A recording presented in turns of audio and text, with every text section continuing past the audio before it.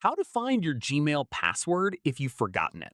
This tutorial shows you how to retrieve your saved password directly from Chrome. First, open Chrome on your device. After that, tap the three dots at the top right to open the menu. From there, tap on Settings. Right here, tap on Google Password Manager to open your saved passwords.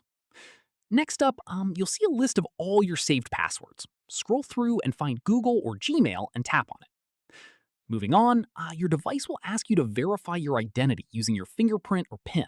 Go ahead and confirm.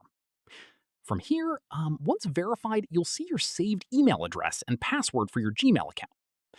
After that, tap the eye icon next to the password field to reveal your password and view it on screen.